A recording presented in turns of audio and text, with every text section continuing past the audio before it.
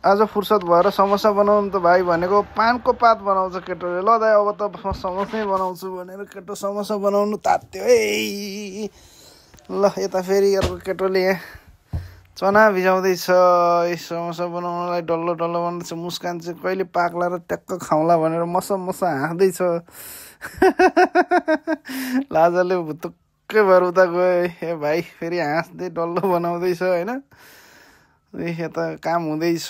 केटाहरू धमाधम चाहिँ नि समोसा बनाउनलाई तात्तिसके है त।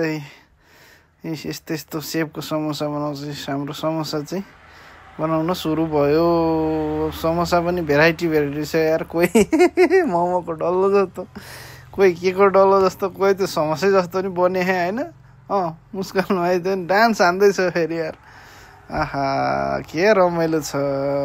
ल्याएर इसी कम्पिटिसन चल्दैछ कसले दामी बनाउने समोसा भनेर। आमामामामा ल ल ल ल ल ल ल ल खत्रै हो क्या खत्रै हो। केटाहरूको इनर्जी चाहिँ मान्नुपर्छ क्या। इनर्जीलाई चाहिँ यत्रो समोसा बनाइसके केटाहरूले अब सफा तेलमा झ्याम फ्राई गर्ने हो।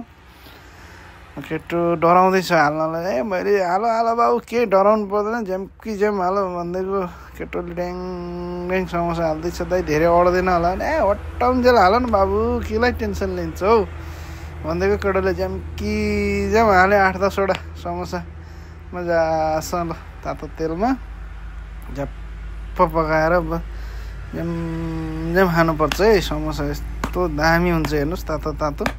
यस्तो कलर निस्किसक्यो समोसाको। तातो समोसा चिरिप्प पार्नुपर्छ है हजुर। दामी छ ल दामी दामी दामी। यता पाक्नु बाँकी नै छ अझ। अर्को लट है पाक्दैछ। अर्को लट पाक्न सुरु भइसक्यो समोसा। तेल यस्तो दामी छ नि फेरि एकदम क्लियर 1 नम्बरको तेलमा बनाएको दामी छ ल।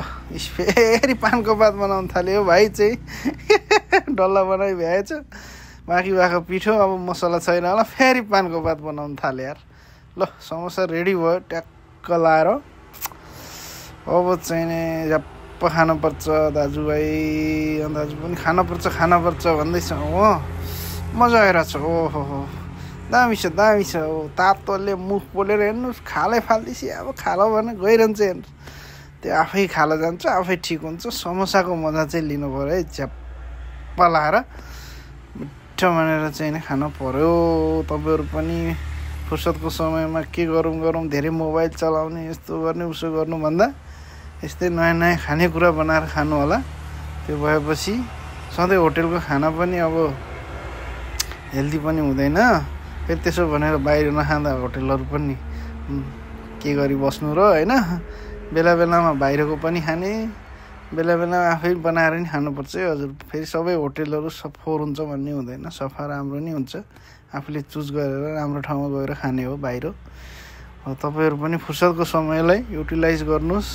घरमा अब के छ समोसै बनाउनु पर्छ भन्ने छैन। रोटी बनाउनुहोस् कोदोको होइन। ढेँडो बनाउनुहोस्। यो विभिन्न किसिमको परिकार बनाएर खाने बानी बसाल्नुहोस्। तपाईँको स्वास्थ्यलाई पनि राम्रो हुन्छ। खाली समयको पनि सदुपयोग हुन्छ होइन। ठ्याक्क लाएर यसरी खानुभयो भने चाहिँ साह्रै मजा हो। ल भ्याइयो अब खाएर पनि। हस् त ल है त। बाई।